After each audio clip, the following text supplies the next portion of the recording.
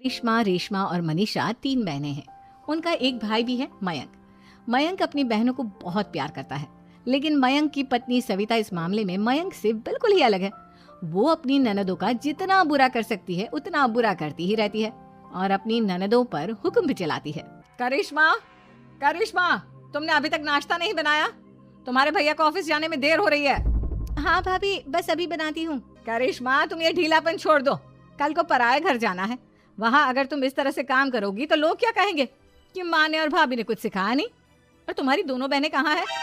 अब रेशमा मार्केट गई है और मनीषा सो रही है। क्या? सुबह के 8 बज रहे हैं और ये महारानी अभी भी सो रही है? ये कहते हुए सविता अपनी सास दुर्गा देवी के पास जाती है। माँ जी, देख रही हो अपनी बेटियों के तौर तरीके? क्या हुआ बहू, सुबह सुबह क्या कर दिया मेरी बेटियों ने? अरे एक तो अभी अभी उठकर किचन में गई है, दूसरी सुबह सुबह बाहर चली गई और तीसरी अभी तक सो रही है। क्या करूं मैं इन तीनों का, मैं तो परेशान हो गई हूँ। जा जाकर उठा उसे और रेशमा से मैं बात करती हूँ। सविता सीधा मनीषा के कमरे में जाती है और उससे कहती है, महारानी जल्दी उठो, सूरज सर पर आ गया है। भाभी थोड़ी देर और सोने दो ना, मैं रात को लेट सोई थी। वो क्या ना, यूनिट टेस्ट चल रहे हैं। शराफत से उठती है या नहीं, या फिर पानी की भरी बाल्टी डालूं तेरे ऊपर? नहीं भाभी, मुझे बिस्तर में नहीं नहाना, उठती हूँ मैं। मनीषा जल्दी से उठकर बाथरूम में चली जाती है। सभी आराम से बैठकर नाश्ता कर रहे होते कि तभी रेशमा बाजार से हाथ में सामान लिए आ जाती है। रेशमा को देखते ही सविता उस पर बरस पड़ती है। लो, आ गई महारानी। ऐसा भी क्या सामान लाना था जो सुबह आंख मलते ही बाजार की तरफ रवाना हो गई? भाभी, कल आप ही तो चीख रही थी कि घर का सारा सामान मुझे ही लाना पड़ता है, घर में किसी को भी किसी काम से कोई लेना देना नहीं है। अब मैं बाजार जाकर सामान ले आई तो आपको इस बात से भी तकलीफ हो रही है? देख रही हो माँ जी, अपनी बेटी की जुबान कैंची से भी तेज चलती है। और मयंक, आप तो कुछ कहेंगे नहीं अपनी लाडली बहन को। रेशमा, अपनी भाभी से ऐसे बात नहीं करते। चलो माफी मांगो। भैया, मैं क्यों माफी मांगू? आप भाभी से बोलिए ना कि हम पर कम हुक्म चलाया करे। हम इस घर की बेटियां हैं और आपकी पत्नी की ननद है, नौकरानी नहीं। लो कर लो बात। इनकी भलाई के लिए कुछ भी बोलो तो इन्हें बुरा लग जाता है। इस घर में यही इज्जत है मेरी। देख लो माँ जी, आपकी बेटी किस लहजे में मुझसे बात कर रही है। सविता वहाँ से चली जाती है। मयंक को बहुत गुस्सा आता है, वो भी वहाँ से चला जाता है। फिर करिश्मा रेशमा को समझाती है, रेशमा, तुम्हें भाभी से माफी मांग लेनी चाहिए थी ना। लेकिन दीदी, मैंने कुछ किया ही नहीं, तो मैं माफी क्यों मांगू? हाँ करिश्मा दीदी, रेशमा दीदी जैसे ही घर में आई भाभी ही उन पर चिल्ला रही थी। हाँ, मैं मानती हूँ कि गलती भाभी की थी। मैं तो इसलिए बोल रही हूँ कि भाभी ने माँ को तो पूरी तरह अपने वश में कर लिया है। वो हमारी बात सुनती ही नहीं। मयंक भैया हमारे लिए हमेशा खड़े रहते हैं, इसलिए उनकी बात का मान तो तुम्हें रखना चाहिए था ना। कोई फायदा नहीं दीदी, कुछ दिनों की बात और है, भाभी उन्हें भी हमारे खिलाफ भड़का देंगी।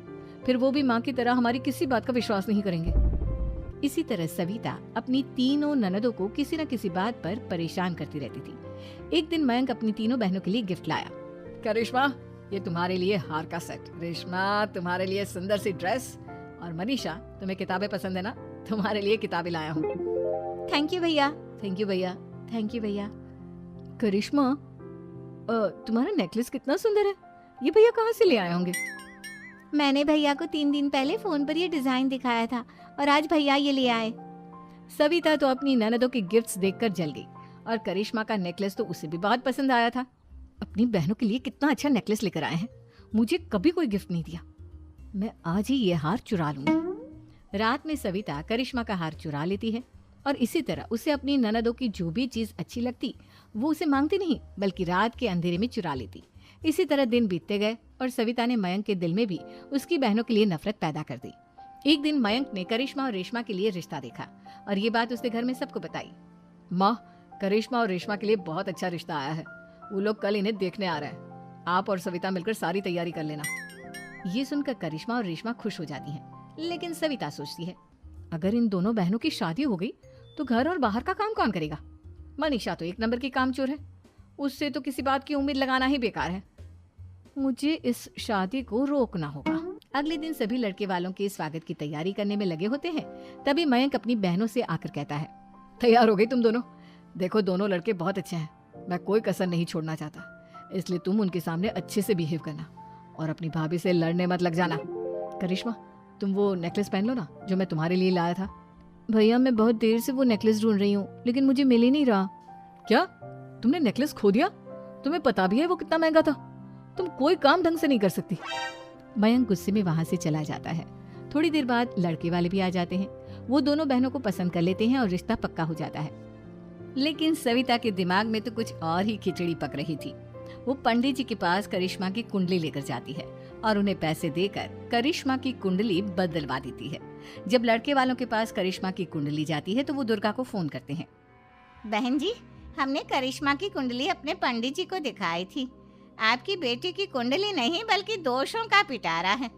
देखिए, मैं और मेरे पति इन सब बातों में बहुत विश्वास करते हैं, इसलिए हम आपकी बेटी से अपने बेटे की शादी नहीं करा सकते। इस तरह करिश्मा का रिश्ता टूट जाता है और सभी घर वालों को बहुत दुख होता है। अब कविता सोचती है, चलो करिश्मा का तो रिश्ता टूट गया, अब रेशमा का भी रिश्ता तोड़ना है। क्या करूं क्या करूं? अब सविता आवाज बदलकर किसी अननोन नंबर से रेशमा के होने वाले ससुराल में फोन करती है। हेलो, मैं कौन हूँ कौन नहीं ये आपके लिए जानना जरूरी नहीं। बस इतना सुन लो कि रेशमा का 2 साल से किसी के साथ अफेयर चल रहा है। बस रेशमा का रिश्ता तोड़वाने के लिए सविता का इतना कहना काफी था। अब रेशमा का भी रिश्ता टूट गया। मयंक और दुर्गा देवी ने रेशमा को खूब खरी खोटी सुनाई और उससे बार बार उस लड़के के बारे में पूछने लगी। आप दोनों मुझे क्यों परेशान कर रहे हो? अरे कोई लड़का होगा मेरी लाइफ में तो मैं बताऊंगी ना। जब कोई है ही नहीं तो कहाँ से लाऊं मैं कोई लड़का? तो तेरे होने वाले ससुराल वालों को फोन किसने किया था?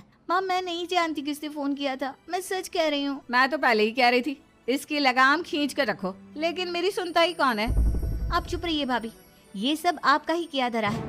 अब तीनों बहनों को विश्वास हो जाता है कि ये सब उनकी भाभी ही कर रही है। तीनों बहनें अपनी भाभी को सबक सिखाने के लिए एक वकील कर लेती है और घर में हिस्सा मांग। देखो भैया, माँ बाप की जायदाद में जितना बेटों का हक होता है उतना ही बेटियों का, इसलिए इस घर के 4 हिस्से होंगे और हमें अपना हिस्सा चाहिए। मैंने तुम्हारे लिए क्या क्या नहीं किया और तुम इस घर में हिस्सा मांग रही हो?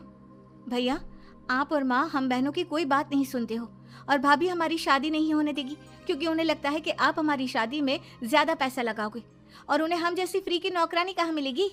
तो हम भाभी के साथ तो रह नहीं सकते, हम बहनों को अपना हिस्सा चाहिए। अरे तुम्हें शर्म आनी चाहिए अपनी भाभी पर ऐसा इल्जाम लगाते हुए। वो तुम्हारे बारे में कितना सोचती है। हाँ माँ, भाभी हमारे बारे में बहुत सोचती है। दिन रात बस यही सोचती रहती है कि किस तरह से अपनी तीनों ननदों को परेशान करूं और कभी मुझे पढ़ने भी नहीं देती।